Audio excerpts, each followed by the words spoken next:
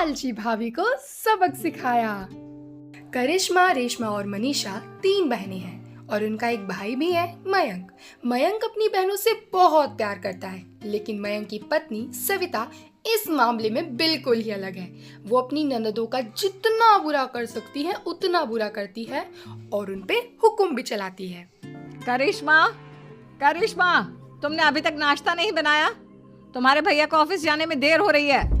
हाँ भाभी, बस अभी बनाती हूँ। करिश्मा, तुम ये ढीलापन छोड़ दो। कल को पराये घर जाना है। वहाँ अगर तुम इस तरह से काम करोगी तो लोग क्या कहेंगे कि माँ ने और भाभी ने कुछ सिखाया नहीं। और तुम्हारी दोनों बहनें कहाँ हैं? अब रेशमा मार्केट गई है और मनीषा सो रही है। क्या? सुबह के 8 बज रहे हैं और ये महारानी अभी भी सो रही है? ये कहते हुए सविता अपनी सास दुर्गा देवी के पास जाती है। माँ जी, देख रही हो अपनी बेटियों के तौर तरीके? क्या हुआ बहू, सुबह सुबह क्या कर दिया मेरी बेटियों ने? अरे एक तो अभी अभी उठकर किचन में गई है, दूसरी सुबह सुबह बाहर चली गई और तीसरी अभी तक सो रही है। क्या करूं मैं इन तीनों का, मैं तो परेशान हो गई हूँ। जा जाकर उठा उसे और रेशमा से मैं बात करती हूँ। सविता सीधे मनीषा के कमरे में जाती है और उससे कहती है, महारानी जल्दी उठो, सूरज सर पर आ गया है। भाभी थोड़ी देर और सोने दो ना, मैं रात को लेट सोई थी।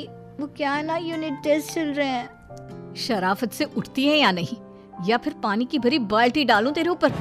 नहीं भाभी, मुझे बिस्तर में नहीं नहाना, उठती हूँ मैं। मनीषा जल्दी से उठ करके बाथरूम में चली जाती है। सभी आराम से बैठ करके नाश्ता कर ही रहे होते हैं कि तभी रेशमा बाजार से हाथ में सामान ले आ जाती है। रेशमा को देखते ही सविता उस पर बरस पड़ती है।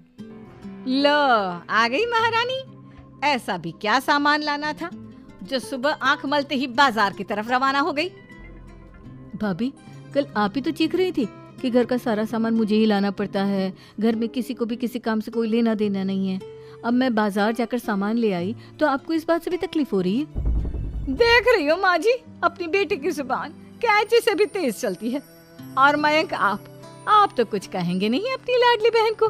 रेशमा, अपनी भाभी से ऐसे बात नहीं करते। चलो माफी मांगो। भैया, मैं क्यों माफी मांगू? आप भाभी से बोलिए ना कि हम पर कम हुक्म चलाया करे। हम इस घर की बेटियां हैं और आपकी पत्नी की ननद है, नौकरानी नहीं। लो, कर लो बात। इनकी भलाई के लिए कुछ भी बोलो तो इन्हें बुरा लग जाता है। इस घर में यही इज्जत है मेरी। देख लो माँ जी, आपकी बेटी किस लहजे में मुझसे बात कर रही है। सविता वहाँ से चली जाती है। मयंक को बहुत गुस्सा आता है, वो भी वहाँ से चला जाता है। फिर करिश्मा रेशमा को समझाती है। रेशमा, तुम्हें भाभी से माफी मांग लेनी चाहिए थी ना। लेकिन दीदी, मैंने कुछ किया ही नहीं तो मैं माफी क्यों मांगू? हाँ करिश्मा दीदी, रेशमा दीदी जैसे ही घर में आई भाभी ही उन पर चिल्ला रही थी। हाँ, मैं मानती हूँ कि गलती भाभी की थी। मैं तो इसलिए बोल रही हूँ कि भाभी ने माँ को तो पूरी तरह अपने वश में कर लिया है। वो हमारी बात सुनती ही नहीं। मयंक भैया हमारे लिए हमेशा खड़े रहते हैं, इसलिए उनकी बात का मान तो तुम्हें रखना चाहिए था ना। कोई फायदा नहीं दीदी, कुछ दिनों की बात और है, भाभी उन्हें भी हमारे खिलाफ भड़का देंगी। फिर वो भी माँ की तरह हमारी किसी बात का विश्वास नहीं करेंगे। इसी तरह सविता अपनी तीनों ननद को किसी न किसी बात पर परेशान करती रहती थी। एक दिन मयंक अपनी तीनों बहनों के लिए गिफ्ट लाया। करिश्मा, ये तुम्हारे लिए हार का सेट। रेशमा, तुम्हारे लिए सुंदर सी ड्रेस। और मनीषा, तुम्हें किताबें पसंद है ना, तुम्हारे लिए किताबें लाया हूँ। थैंक यू भैया। थैंक यू भैया। थैंक यू भैया। करिश्मा, तुम्हारा नेकलेस कितना सुंदर है। ये भैया कहाँ से ले आए होंगे?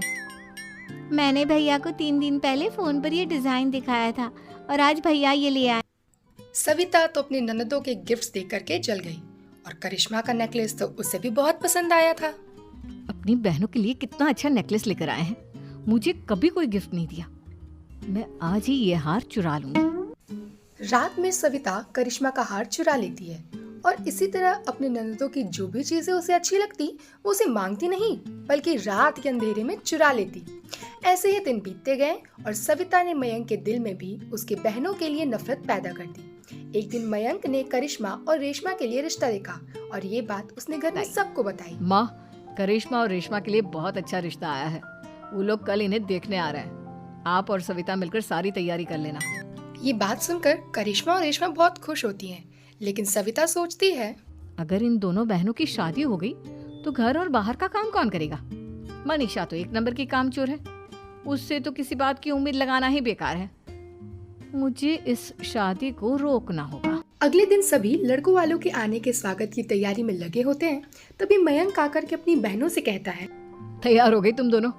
देखो दोनों लड़के बहुत अच्छे हैं, मैं कोई कसर नहीं छोड़ना चाहता, इसलिए तुम उनके सामने अच्छे से बिहेव करना और अपनी भाभी से लड़ने मत लग जाना। करिश्मा, तुम वो नेकलेस पहन लो ना जो मैं तुम्हारे लिए लाया था। भैया मैं बहुत देर से वो नेकलेस ढूंढ रही हूँ, लेकिन मुझे मिल ही नहीं रहा। क्या तुमने नेकलेस खो दिया? तुम्हें पता भी है वो कितना महंगा था? तुम कोई काम ढंग से नहीं कर सकती। मयंक वहां से गुस्से में चला जाता है। थोड़ी ही देर बाद लड़के वाले भी आ जाते हैं। वो दोनों बहनों को पसंद कर लेते हैं और रिश्ता पक्का हो जाता है। लेकिन सविता के दिमाग में तो कुछ और ही खिचड़ी पक रही थी। वो पंडित जी के पास करिश्मा की कुंडली लेकर के जाती है और उन्हें पैसे देके करिश्मा की कुंडली बदलवा देती है। जब लड़कों वालों के पास करिश्मा की कुंडली जाती है तो वो दुर्गा को फोन करते हैं। बहन जी, हमने करिश्मा की कुंडली अपने पंडित जी को दिखाई थी। आपकी बेटी की कुंडली नहीं बल्कि दोषों का पिटारा है। देखिए, मैं और मेरे पति इन सब बातों में बहुत विश्वास करते हैं, इसलिए हम आपकी बेटी से अपने बेटे की शादी नहीं करा सकते। इस तरह करिश्मा का रिश्ता टूट जाता है और सभी घर वालों को बहुत दुख होता है।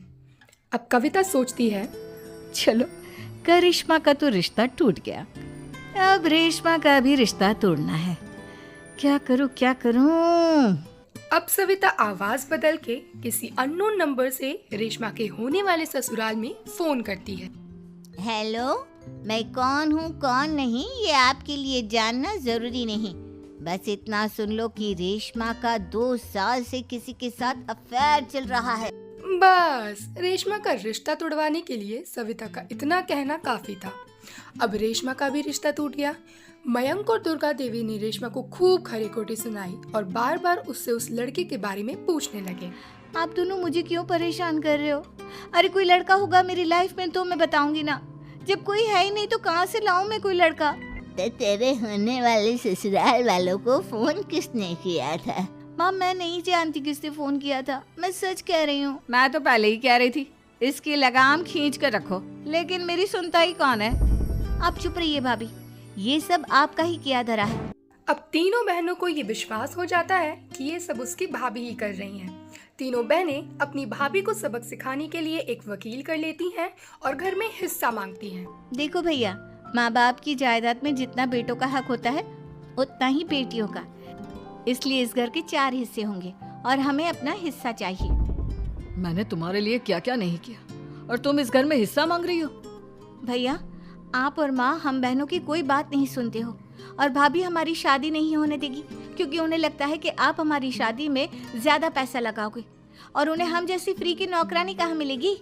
तो हम भाभी के साथ तो रह नहीं सकते, हम बहनों को अपना हिस्सा चाहिए। अरे तुम्हें शर्म आनी चाहिए अपने भाभी पर ऐसा इल्जाम लगाते हुए।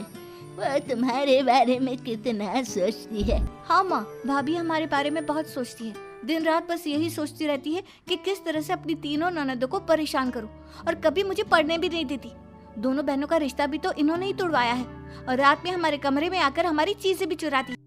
इसी तरह सविता की तीनों ननदें अपनी बातों पर अड़ी रहीं। अब कोर्ट में तारीख भी शुरू हो गई थी। जब सविता को लगा कि उसकी तीनों ननदें इतनी आसानी से नहीं मानने वाली, तो उसने अपनी पति और सास को पूरी सच्चाई बता दी और अपनी ननदों से माफी भी मांगी। मयंक और दुर्गा को भी अपनी गलती का एहसास हो गया।